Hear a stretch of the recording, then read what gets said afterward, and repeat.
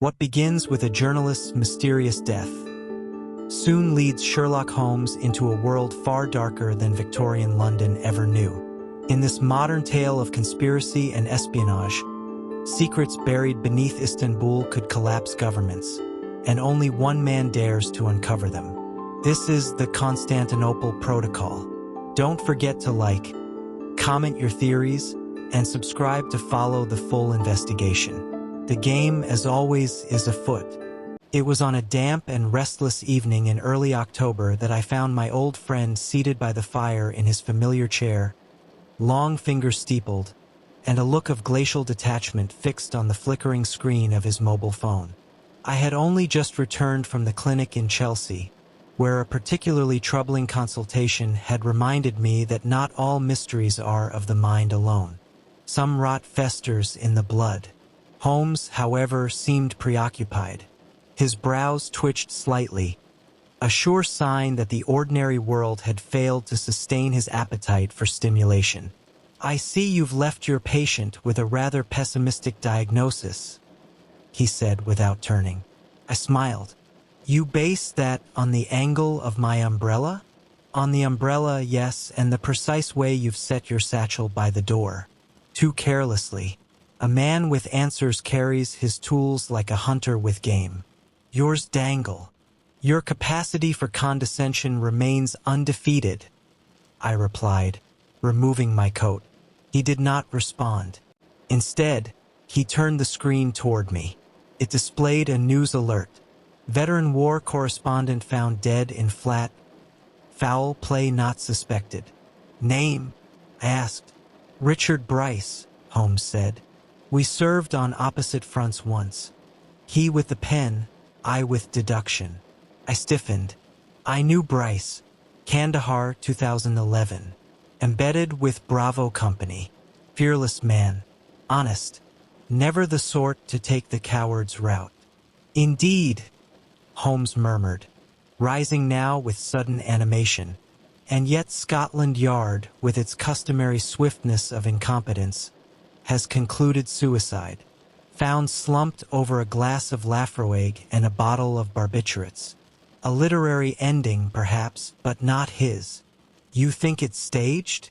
"I think," Holmes said, pulling on his coat, "that we have precisely 23 minutes before the authorities clear the scene and lose all sense of context. Come, Watson.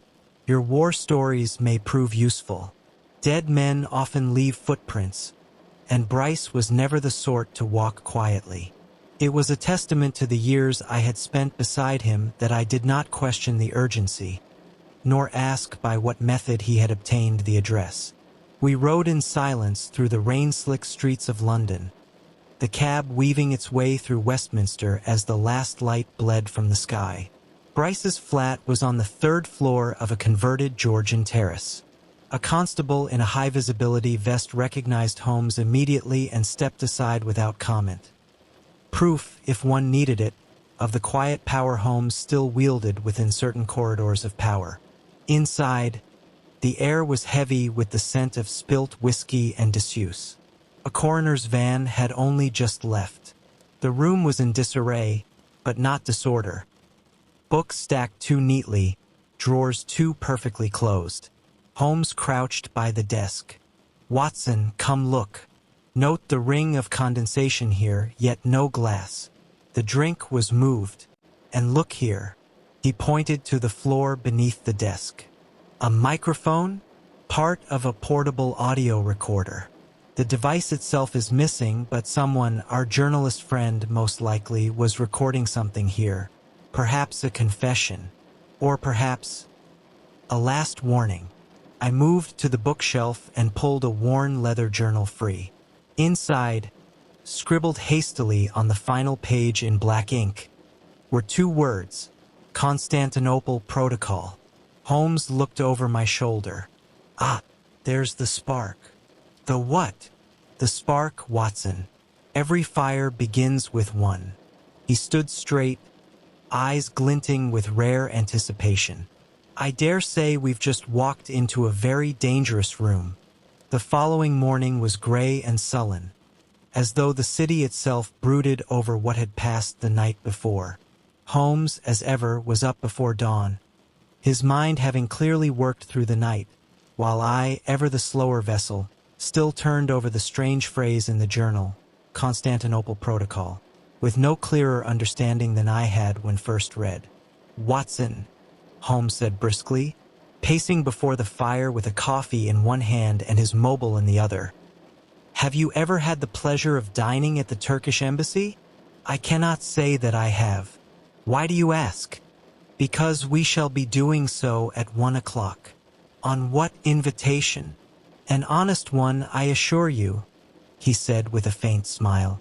"I impersonated an editor at The Economist and requested a sit-down with Deputy Consul Alperslan Guven under the pretense of writing a cultural piece. He agreed within minutes. Curious, wouldn't you say?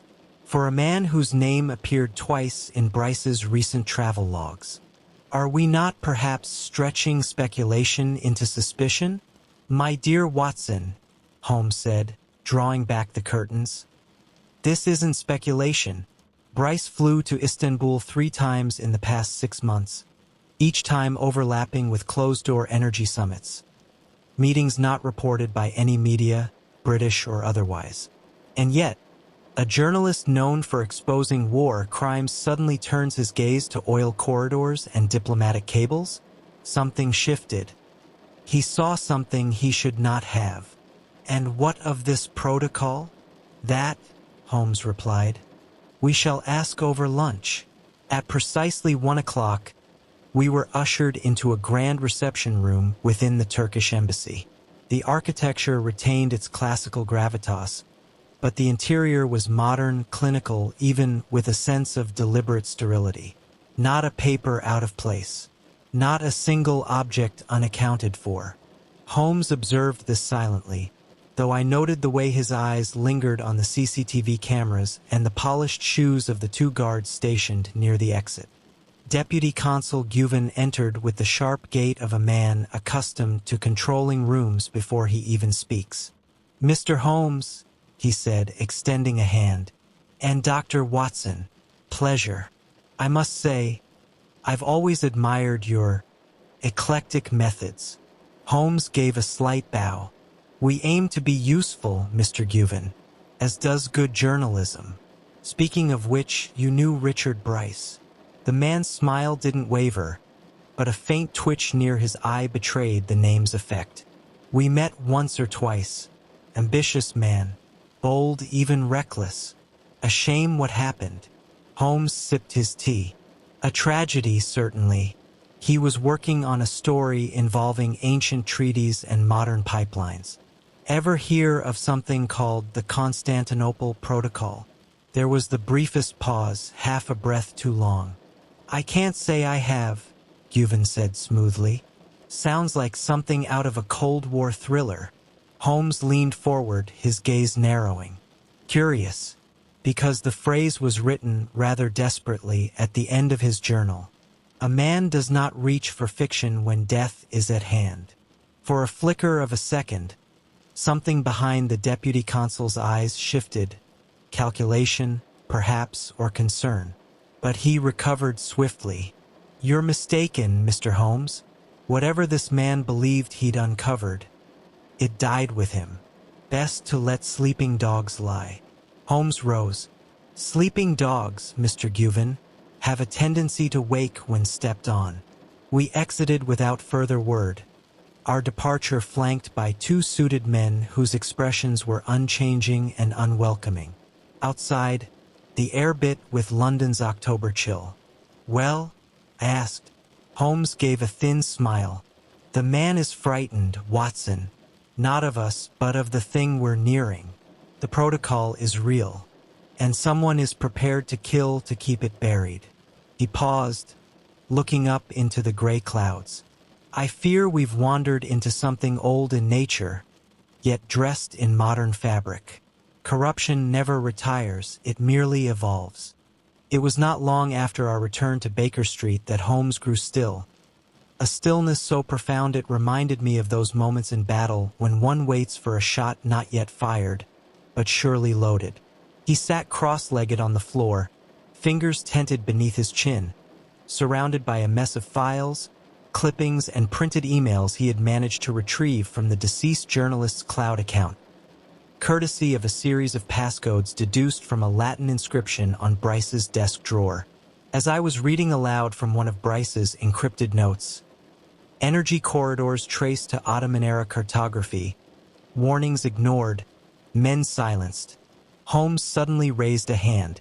"Silence, Watson." I obeyed. For a few moments, there was nothing but the familiar creaks of 221B, the distant hum of city traffic, and the occasional drip from the tea kettle. Then I heard it too, a faint, almost imperceptible buzz, like the fluttering of moth wings but mechanical. Holmes moved to the window with the silent precision of a cat. He did not touch the curtain, only peered through the narrowest slit. His voice, when it came, was low. "Second building across. Top floor. Far left." A glint. I joined him and followed the line of sight. It was difficult to discern at first, but as a cloud passed overhead, I caught it. The briefest sparkle off a camera lens. "A surveillance drone," he confirmed, turning abruptly. "Civilian model, but modified. They're not just watching, they're recording, mapping movements, likely even heat signatures." I bristled. "But who would go to such lengths?" Holmes narrowed his eyes. "Those who fear exposure, but operate beyond the law." Before I could respond, the flat door clicked. Once, then twice. The lock disengaged from the inside. Holmes didn't flinch. "It's Mycroft," he said simply.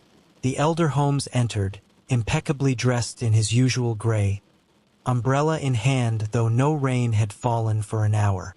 "Brother," he began without pleasantries, "what precisely do you think you're doing?" Holmes smiled faintly. "Learning." Mycroft's voice was dry, but edged with a tension I rarely heard. "You've crossed into matters of state. The protocol is classified at the highest levels. You're being watched by at least 3 governments and a handful of entities that don't officially exist." Holmes gestured to the window. "You might have mentioned sooner." Mycroft took a seat without invitation and leaned his umbrella against the bookshelf. "Sherlock, this isn't some aristocrat scandal or a missing sapphire. This touches on international infrastructure, sovereign interests, and more money than the Crown holds in reserve. Leave it." Holmes' expression hardened. "Was Bryce murdered?" Mycroft sighed. "Officially, no. Unofficially, he flew too close. He forgot that modern empires aren't built with soldiers, but shareholders." Holmes stepped forward, suddenly intense. "Then what is it, Mycroft? The Constantinople Protocol. What is it truly?" The older man stood. "A ghost. A relic of post-imperial ambition dressed in modern terms. And like all ghosts, best left undisturbed. Walk away, Sherlock. For once in your life, walk away." And with that, he departed more swiftly than he had arrived.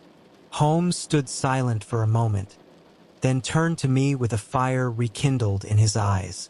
"When Mycroft warns you off, Watson, it means only one thing. That you're in danger?" "No," Holmes replied with a faint grin. "That I am finally on the right trail." It was on the morning following Mycroft's cryptic visit that Holmes appeared at my bedside at an ungodly hour, fully dressed, coat buttoned, and scarf tied with exacting precision. "Up, Watson. We are due for a rendezvous in South Kensington." I blinked at him. "Is the game afoot already?" Holmes tossed a file onto my lap. "Indeed, the deceased, Mr. Bryce, was not merely a war correspondent, but a collector of connections. I have reason to believe his investigation brought him into the orbit of one Thomas Halberd, Minister for Foreign Trade. And what, pray, links a government minister to a murdered journalist?" Holmes retrieved a photo from the fireplace mantel and held it aloft. It showed the minister in casual attire, stepping into a car with a woman who, judging by her posture and gaze, was no stranger to him. The Honorable Mr. Halberd has a mistress, Watson, a woman named Esme Van L. She has no online presence to speak of, save for a single mention in a charity gala attendance list, and she received 2 encrypted payments from a Turkish offshore account within weeks of Bryce's death. I sat up now, fully awake. You suspect she's involved? I suspect, Holmes said, that she is a courier. We located Ms. Vanel's address. A sleek apartment complex with steel facades and frosted glass balconies. Too anonymous to arouse suspicion. Too expensive to be innocent. Holmes and I stationed ourselves at the cafe across the street, obscured behind a London Times and a copy of The Lancet, respectively. Holmes kept one AirPod in, feeding an open police scanner through an encrypted app he'd coded years ago. There, he whispered, nodding slightly. Top flat, gray trench, crimson scarf. That's Esme. She emerged with the kind of poise peculiar to women who know they're being watched but refuse to be caught reacting to it. She walked south along Gloucester Road. We followed at a distance.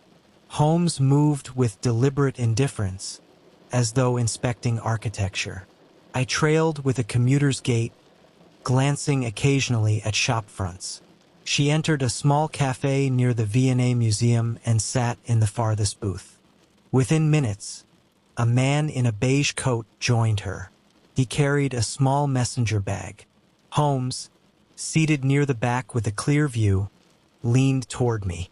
Observe the handoff. And indeed, as their conversation grew animated, I saw her slide her phone beneath the table. The man took it, placed it momentarily in his bag, and then returned it moments later. They've just exchanged something, I murmured. Correct. Most likely a data clone or flash encryption drop. Our Ms. Van L has just passed intelligence. Holmes stood, but not abruptly. Come, Watson.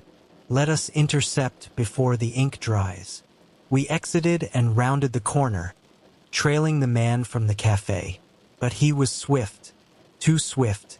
As we turned onto Queen's Gate Terrace, he ducked down an alleyway. By the time we reached it, he was gone. What remained, however, was not without value. Lying discarded near a waste bin was a fragment of a map, creased and smudged, torn at the corner. The words Cappellari and Eurebiton were faintly visible. I stared. That's Turkish. Holmes nodded slowly, his eyes alight. Indeed, Kapalıçarşı, the Grand Bazaar. Eurebiton, the Basilica Cistern. Both in Istanbul. This is no longer just a London affair. He folded the map carefully into his coat pocket. Bryce followed the trail to Istanbul. Now we must do the same. We returned to Baker Street under a slate-colored sky that threatened rain but never delivered. Holmes was uncharacteristically silent throughout the cab ride, save for a single muttered phrase he repeated twice, as if testing the shape of it on his tongue. Eurebiton Sarnasai. The Basilica Cistern. It was not merely a place of history. I knew. It was a place of secrets, buried beneath centuries of stone, water, and silence. And now, perhaps something more modern. Back at the flat, Holmes wasted no time. He swept clear the central table, plugged in his portable terminal, a spidery, custom-built rig of processors and drives, and inserted the pocket-sized clone drive we had lifted from one of Bryce's coded envelopes, hidden behind a false bottom in his military footlocker. The screen flared to life. Encrypted, Holmes murmured. But primitive. Primitive. Military grade, certainly, he replied, fingers dancing across the keys. But military minds often favor brute force over elegance. It's a cipher, Watson, not a labyrinth. Within minutes, a series of video thumbnails, PDFs, and audio recordings appeared, all stamped with redacted metadata and tags such as Operation Harrow, Petroleum Lane, and most tellingly, C Protocol. Holmes opened the first video. It began in grainy, low-light footage. The camera trembled. Soldiers, unmarked uniforms, their faces blurred, advanced through a village in the Levant. A man, hooded and bound, was dragged from a house. A second clip followed. Crude oil burning in a trench, children watching with hollow eyes. A third clip featured no images, only audio. They promised infrastructure, but it was always about control. The corridor must pass through neutral zones. Turkish compliance bought, British silence ensured. We called it Constantinople, because old ghosts deserve old names. Watson sat back, breath caught.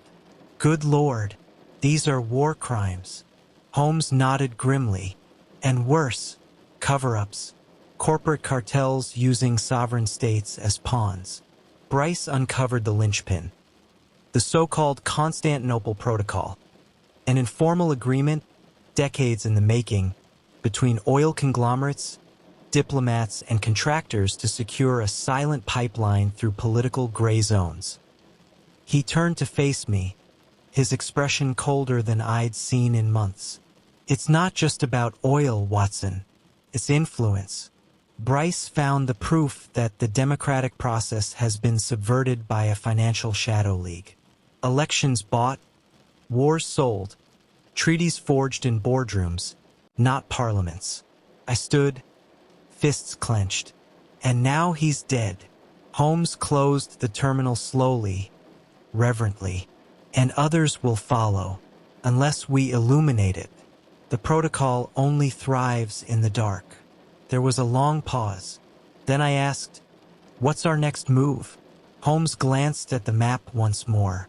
"We go to Istanbul, but we have no warrant, no access, no allies."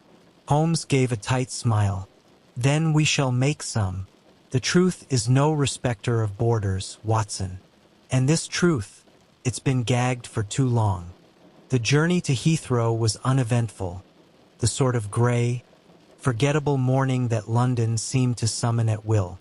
Yet I noted a strange unease in Holmes, a tautness beneath his stillness, a hunter not quite certain if he were predator or prey.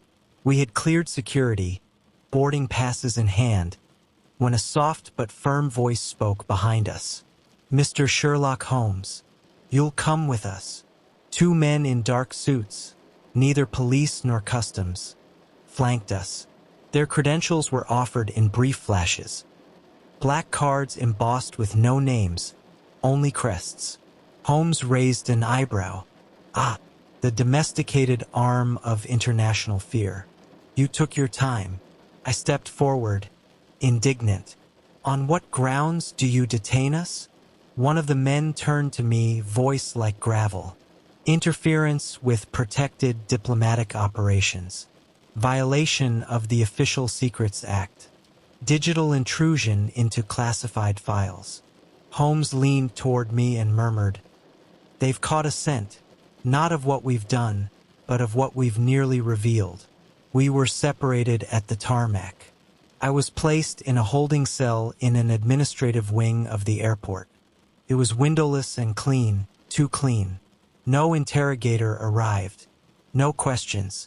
Merely waiting. For Holmes, the ordeal was harsher. It was not until evening that I saw him again. Brought in under armed escort, coat missing, face pale but composed. "Well?" I asked as he was pushed into the opposite seat. "I've had the distinct displeasure," he said dryly, "of being lectured for 5 hours by a man who described himself as Senior Intelligence Architecture Liaison, which is bureaucratic code for the hand that unplugs leaks before they drip. Did they charge you?" "No, because doing so would require naming what it is I've seen. And they dare not say it aloud." He rubbed his wrists where the restraints had left faint impressions. Mycroft intervened, though not without conditions. "We are persona non grata for any operation involving foreign matters. Istanbul is out of the question for now." I sat back, seething. "They raid your home, imprison you without warrant, and now forbid travel. Holmes smiled thinly. We are not defeated, Watson. Merely delayed. The best conspiracies do not unravel in bursts, but in threads. And I still have one between my fingers. That night, as I returned to the flat, I found the place in shambles. The door had been forced, the drawers upturned, the files scattered. Even Holmes's violin lay cracked across the arm of the sofa, as if snapped in anger rather than search. I called Holmes immediately. It wasn't a burglary, he said flatly, when he arrived and surveyed the damage. It was a message. Stop digging. He crouched to examine a boot print near the fireplace. Military issue. Not British. Possibly private security. We've crossed an invisible line, Watson. And what now? I asked. Holmes looked up, face half in shadow. Now I fall silent, and in that silence, I shall listen all the more carefully. They believe they have subdued me, but they've merely awakened the part of me they should fear most. He straightened, brushing dust from his sleeves. They think the protocol can be buried, but I intend to dig where they least expect. For 3 days following the break-in, Baker Street fell into an unnatural stillness. Holmes neither played his violin nor offered his usual bursts of deduction on the mud upon my boots or the patterns in my morning tea. He sat mostly in the dark, fingers locked, eyes half-lidded in meditation, or, more likely, analysis. Only on the 4th evening did he stir. I was wrong, Watson. I looked up from the armchair. Wrong? That may be the rarest phrase in the English language when spoken by you. He did not smile. I presumed the protocol to be a modern fabrication, a recent alliance born of geopolitics and oil. But it is older, deeper, and far more deliberate. He motioned to the files on the floor, the only items the intruders had curiously left untouched. From one folder, Holmes drew a page. Bryce's handwritten notes, margin scribbled, lines drawn in overlapping arcs. Bryce, Holmes said, tapping the page, was chasing a myth he half understood. He believed the Constantinople Protocol was the name of a treaty, a secret pact. In part, he was correct. But what he missed was this. Holmes handed me a photograph. A scan of an Ottoman-era document, its header in Arabic script, with a wax seal barely visible in the corner. I squinted. What am I looking at? A draft of a proposed corridor through Mesopotamia to the Mediterranean. Circa 1875, the Ottoman Empire called it a vein of empire. The British referred to it, in private correspondence, as the line of dominion. But see this here. He pointed to a single annotation in the margin, Latin, faint and hurried. Custodia Constantinopoli. The guardianship of Constantinople, I translated slowly. Precisely, Holmes said. It was never just about location. It was about control. Whichever power held Constantinople, modern-day Istanbul, could broker influence over East-West trade. The protocol, then, is not a treaty. It is a doctrine, a generational strategy, passed like a family secret among statesmen, corporations, and shadow operatives. I stared at the page. And Bryce discovered this? Fragments of it, Holmes said. Enough to be dangerous. He connected present corruption to this doctrine. And then, in desperation, encoded the last clue where only someone familiar with him might find it. Holmes moved swiftly now, pulling a hard drive from beneath the floorboard, one the intruders had failed to discover. He booted it, eyes scanning furiously. There, he murmured, an audio file, partially damaged, but salvageable. He clicked play. The voice that emerged was Bryce's. Shaky, rapid, recorded on the run. Try to warn them, not just Shell. Not just BP. Government hands are in it. Istanbul is the key. The old cistern, used for smuggling documents in the 17th century. They still use it. Underground meetings. I saw the map lined with names. Halberd, Juven, even someone from the palace. The audio cut to static. Holmes froze the screen. "The Basilica Cistern," he said quietly. He left us the destination. I was still trying to absorb it all when Holmes turned to me with the faintest gleam returning to his eye. "They buried the past beneath centuries of stone and water, Watson. But the dead, as you know, have an unfortunate habit of rising." I straightened. "So what do we do now?" Holmes's voice was calm, but resolute. "We go to Istanbul, not by invitation, not by plane, but through quieter routes. I've already secured the means. And this time we do not knock." It was a peculiarity of Sherlock Holmes that his most dangerous enemies rarely came armed with pistols, but with secrets. And in this theater of diplomacy and shadows, where ink could fell more men than bullets, I sensed Holmes had found his element once more. By the time I returned from my morning rounds, I found 221B in an unusual state.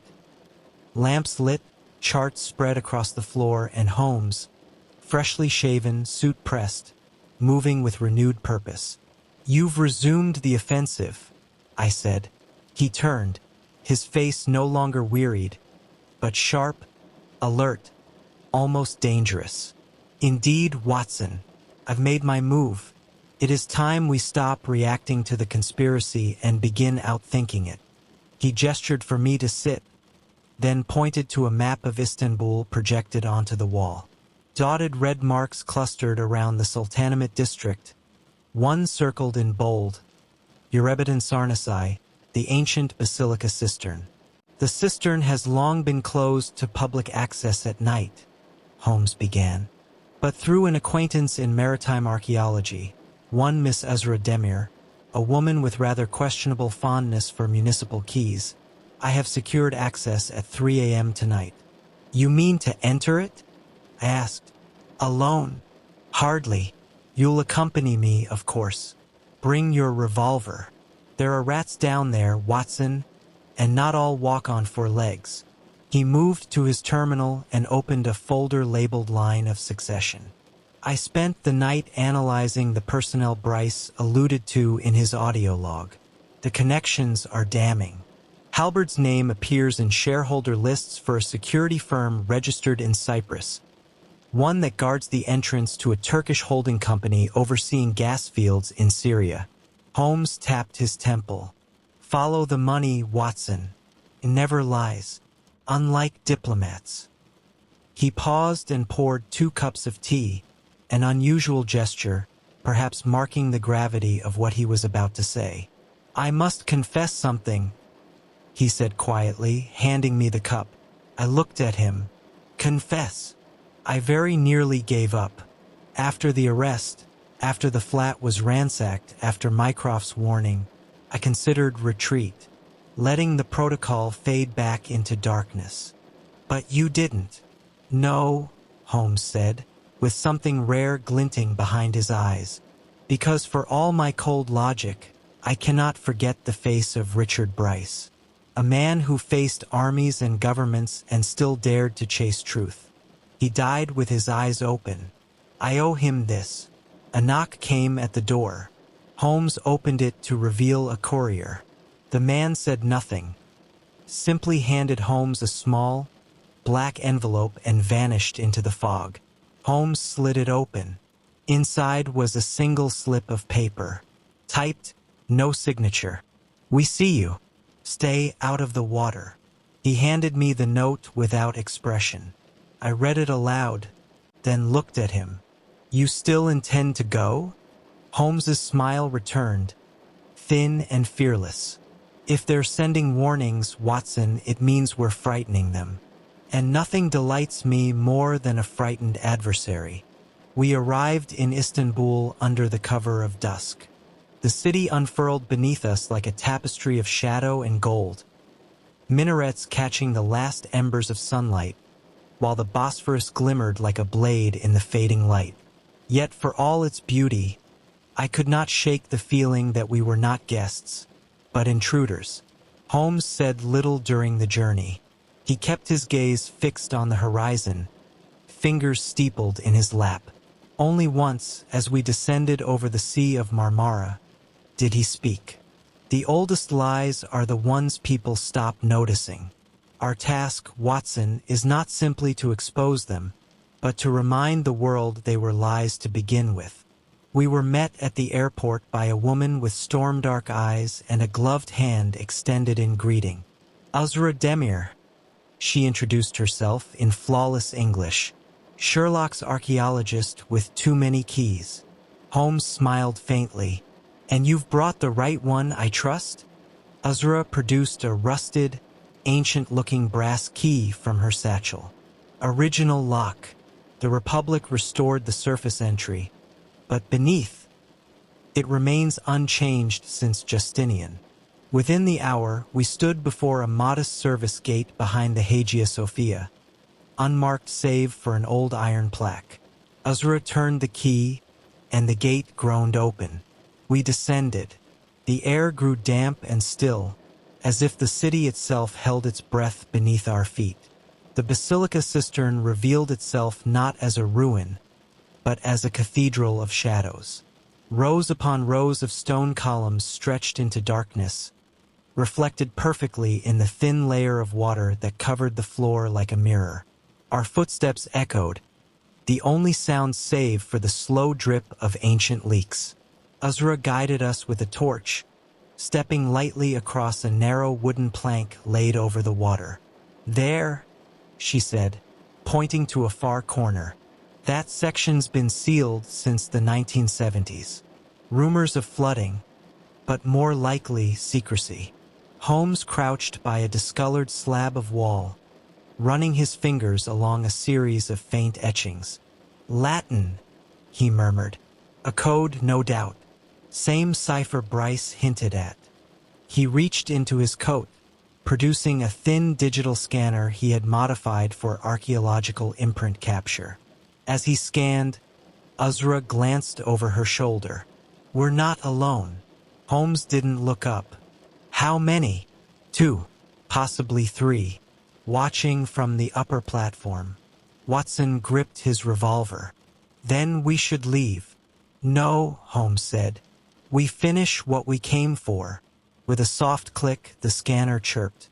A hollow space had been located behind the wall. Uzra retrieved a small crowbar from her satchel and pried the loose stone free. Inside was a sealed copper tube. Holmes cracked the end and unfurled a water-stained scroll.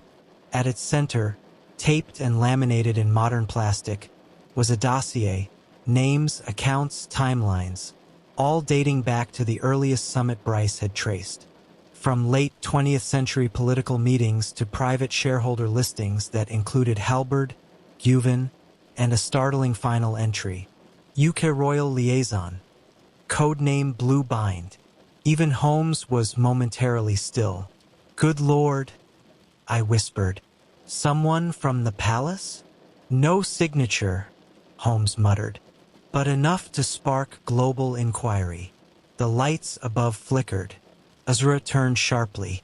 Time's up. Holmes tucked the scroll into a waterproof case and stood. Let them chase us, but we now carry what they fear most. I looked at him. Truth. Holmes shook his head slowly. Proof. By dawn, we were airborne. Uzra had arranged a discreet departure aboard a diplomatic courier flight, a favor pulled from a former professor now stationed at the British consulate. In the dark cabin, Holmes sat cross-legged, the sealed dossier open across his knees, his eyes scanning, absorbing, calculating. Blue Bind, he said at last. The code name appears in multiple ledgers, tied to shell companies in the Caymans, linked to contract clauses in eastern Syria. And here, he tapped a line with the blunt end of his pen, a reference to media acquisition.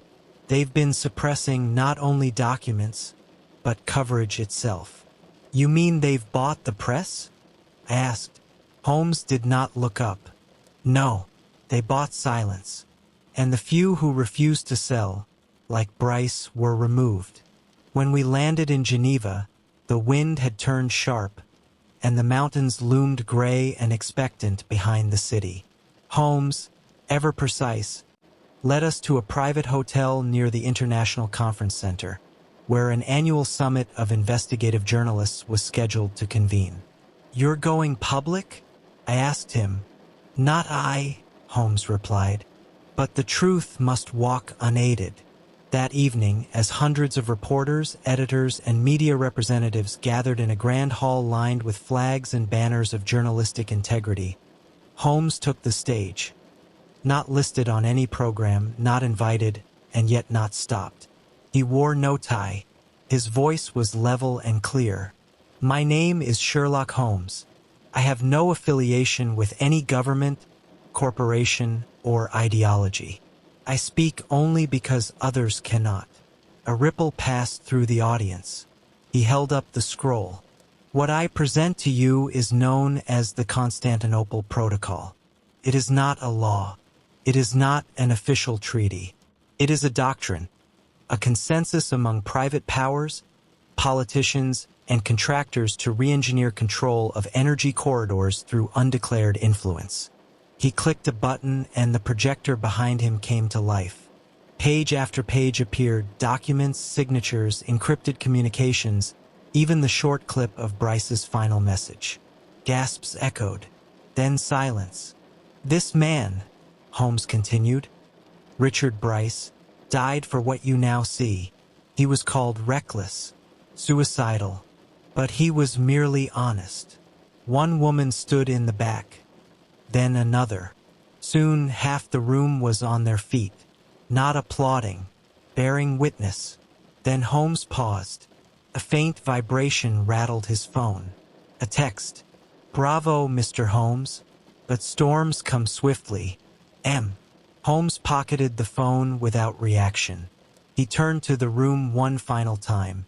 "I do not ask you to believe me. I ask only that you read, think, trace every name. Demand answers from those who move without oaths, who operate without scrutiny. The protocol survives because it is unseen. Today you have seen it." And with that he stepped down. Outside, beneath the great iron awnings of the conference center, Holmes lit a cigarette with a rare, deliberate slowness. I stood beside him. "You realize this makes you a marked man." Holmes exhaled, the smoke curling like ink in water. "Better marked by truth than owned by silence." The fallout, as Holmes predicted, was immediate and merciless. By morning, the news cycle had turned feral. Half the world's media hailed Holmes as a whistleblower of historic consequence. The other half dismissed him as a reckless fabricator with a flair for theatrical exposure. Governments issued guarded statements. Stock markets trembled. And behind the scenes, unseen hands began their work. We were relocated under protection to a quiet lodge near Lake-on-Sea, far from the cameras and microphones, watched over by discreet officials who neither asked questions nor offered reassurances. Holmes rarely slept. I suspect he knew what was coming. Came on the third night. I had gone out briefly to retrieve provisions, coffee, bread, a tin of sardines Holmes insisted made thinking bearable. Upon my return, I found the front door ajar, the light above the porch swinging gently in the alpine breeze. Inside, the lamps were off. "Holmes," I called out. A shadow moved in the far room. Then another. My revolver was already drawn when the blast came. Not loud, but low, muffled. A sound I knew far too well. I sprinted toward the corridor and froze. There, amid the broken glass and smoke, stood Holmes, untouched, breath heaving. His shoulder burned but intact. Behind him, a figure lay crumpled at the base of the bookshelf. A bag, half unzipped, revealed the metallic body of a small, improvised explosive. "They sent a man," Holmes said coldly, "and a bomb." I suspect he was instructed not to fail twice. I knelt beside the assailant. A clean shot to the chest. Holmes had used the pistol I kept in the study drawer, though he rarely did so himself. His hands were trembling. Holmes! He did not look at me. Instead, he sat slowly on the floor, among the wreckage, and stared at the wall. I thought they would try to discredit me, silence me perhaps, but I had hoped, foolishly, that they would stop short of killing those near me. I looked at him. "You saved me." "No," he replied. "I brought danger to your doorstep. I invited the storm." He ran a hand across his brow. "And yet I cannot regret it.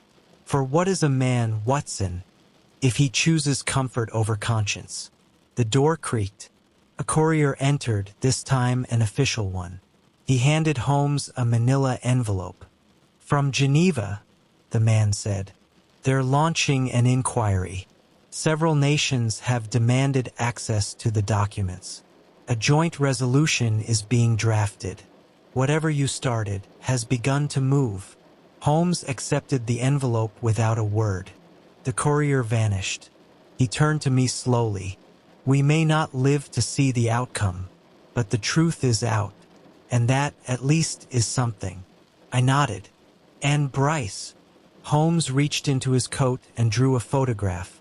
One of the journalists, laughing in desert sunlight, flanked by soldiers and schoolchildren. "We do not raise the dead," he said softly, "but we can honor them by refusing to bury what they died to reveal."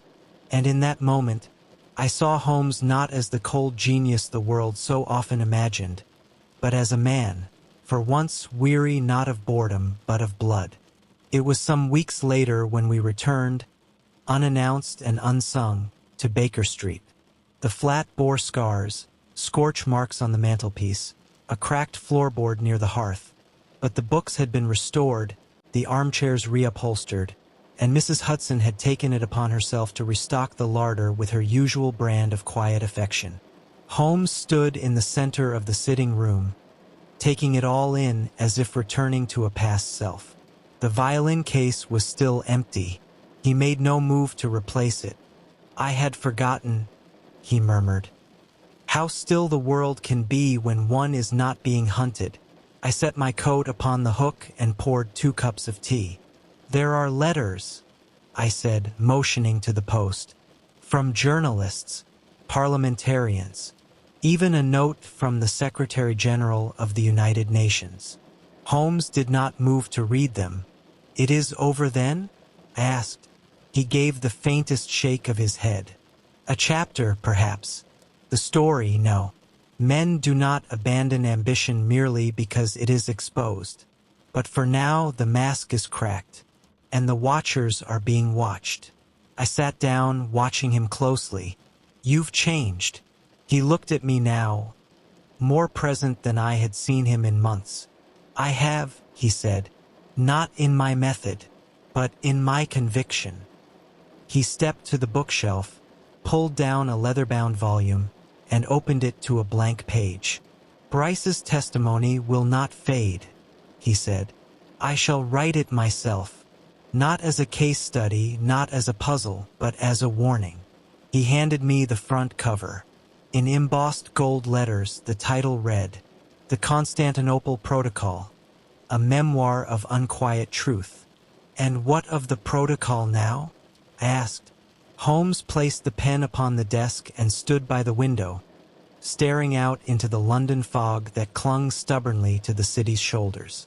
"It survives, no doubt, fractured, scattered, but not dead.